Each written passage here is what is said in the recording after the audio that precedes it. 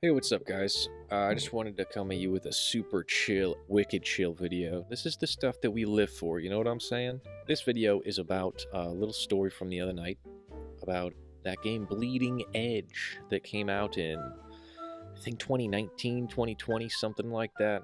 It's an Xbox first-party studio video game made by Ninja Theory, the same people that made Hellblade 1, 2, Devil May Cry 5, I believe. And it's a kind of third-person mixed genre. You know, it's like got a little bit of Overwatch, got a little bit of Diablo, got a little bit of punching, kicking, shooting, healing, doing damage, tanking, getting hit by trains. I guess I don't know. Very confusing game. But I remember I was interested in it at the time. Didn't really get around to playing it. Totally forgot about it, and moved on. So cut forward to the other night. This is 5 years after the game came out. I was doing some YouTube researching, you know, for snake-themed characters. I'm making a little video about snake-themed characters, you know, and one that popped up in my head is a character from Bleeding Edge named Kulev, and he is cool Ev, you know what I'm saying? He's cool as hell. He's like a cybernetic snake.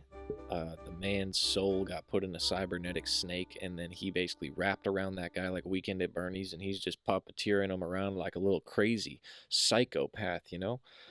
And in watching some videos on YouTube that had hundreds of thousands of views pertaining to this game, I was like, dang, that actually looks really fun. You know, I think I'm going to go capture some footage of me playing this game to put it in the video. Mind you, you can still buy this game for $30, but I downloaded it on Game Pass, you know. Game Pass is whatever it is a month for all the games, so I look at it as almost free. I downloaded this game for. I played the tutorial. The tutorial was actually pretty fun. I was like, wow, cool. A game that's 5 years old, a little multiplayer game. I'll play this game for a few days. That sounds like a good time.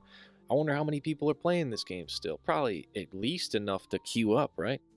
So after messing around in the dojo, checking out all the skins, the character roster, and how the characters play, which all of them are pretty dang cool. You know? So I go to queue up for a match. I wait a few minutes, and then I'm like, you know what? I should probably check the numbers on this game. How many people are playing? So I look up SteamDB, and guess what? There's one player online, and it's me. So I'm sitting there in a lobby. I'm sitting there in a queue, and everybody else in the world that's playing a game is not doing that for that game. It's just me. And I felt a little sad. I felt a little, you know, it was a bummer because I'm like, this was a game that was promoted and that is unique, stands out. It's got a lot of cool characters, you know. Like let me go look at the list of characters real quick. We got this guy Miko, the dolphin. Reminds me of the dolphin from that movie Johnny Mnemonic, where Ice-T is like, yo, Johnny Silverhand, come with me, man. I know it's not Johnny Silverhand, it's Johnny Mnemonic. But he's like, yo, Johnny, come up here. I got to show you some shit, man. And they go upstairs, and he's like, this is my dolphin, man. And it's literally a cybernetic AI dolphin that's like the Luke Skywalker of that movie. It's insane. It's amazing. But yeah, we got that guy in this game. We got Kulev, like I said, snake voodoo guy. Then we got Demon, but they spelled it Damon. You know what I'm saying? He's very cool, you know, cybernetic ninja. And everybody was like, that reminds me of Genji, that game over, you know, that game Overwatch, I'll play as Demon. And they put him as like the promo, and then cut forward to Overwatch 2. Now we got that mythic skin where it's like kind of the same idea, you know, he's got the shit in his mouth. We got, I don't even want to say this guy's name because I feel like people might think it's a slur, so I'm not going to say it. I'm just going to call him Nick. If you go to the website, the last update on this game was just 2020. You know, so it had a lot of its problems, and they didn't update the game, and they didn't push it later. But they called it Bleeding Edge. They should have called it, like, you know, kind of a rough edge. People would have played it more. Yeah, the main thing is it would be really cool if this game had a resurgence. And that's kind of why I'm making this video, I guess. I don't know. I'm just trying to make a chill video, you know what I'm saying?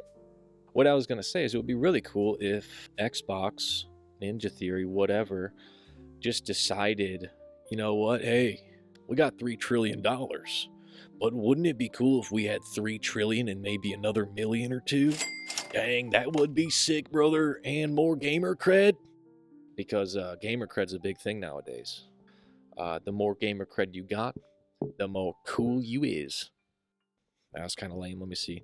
The more gamer cred you got, the more noobs you will swat. That one's a little messed up, I'm not gonna lie. The more gamer cred you got, the more sweatpants you've bout. The more gamer cred you got, the more your chair starts to rot.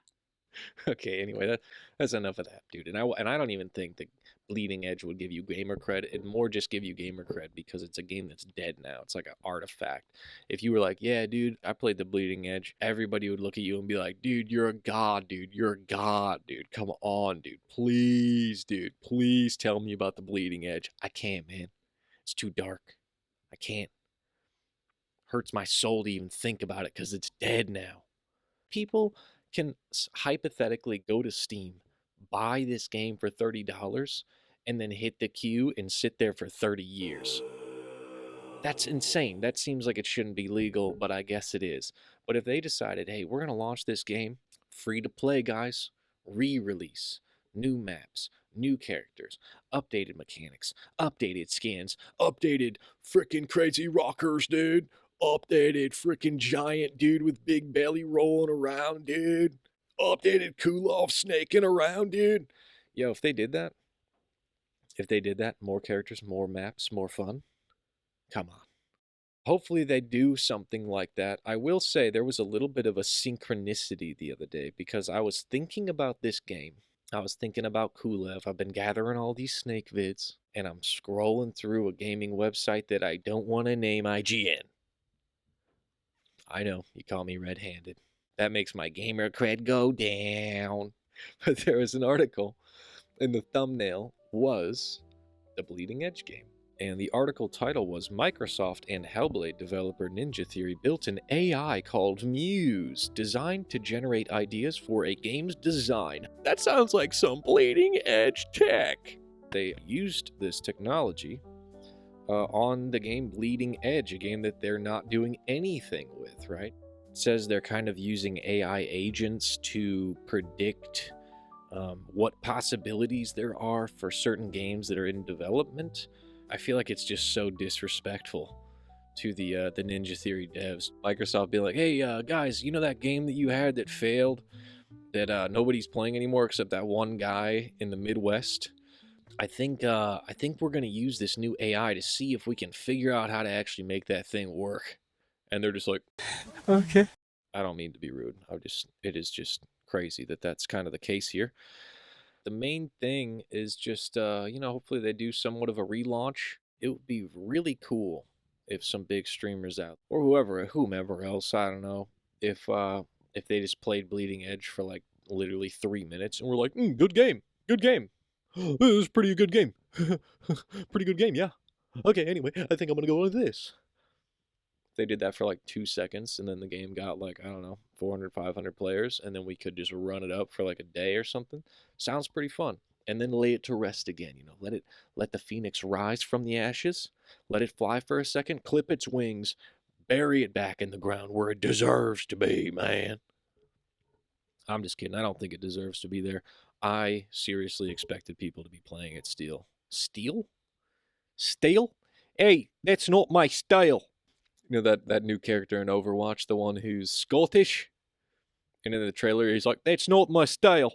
It's got me saying it lately a lot just because it's fun to say. Hey, that's not my style. Yeah. I can't even talk like that, really. I would have to practice and train, and I'm too busy over here practicing and training how to do the worm. I'm trying to set a worm world record. I'm trying to worm for 6 years straight, dude. You know how there's that one guy who raised his arm above his head for like 50 years or something? I don't think maybe it was that long. But just people who do stuff like that, they're like, I've been growing out my fingernails for 4,500 days. Or just, people who don't cut their hair for like 50 years or something. I think I'm going to do that, but it's just going to be the worm. And it's just going to be me in interviews, like just doing the worm. And they're going to be like waving the microphone up and down to track my head. And I'm like, yeah, I've been doing this for about 15 years. And my whole bottom of my body is calloused and it hurts. I can't feel anything. Oh. Yep, this is basically my life. I'm trying to make it into the Guinness Book of World Records. Can you believe it? Can you believe it? I made it. Yeah, so I think I'm going to do that anyway. It's going to be real bleeding edge stuff when it comes out. It's going to be real. Yeah. If you watched this up to this point, thanks for watching.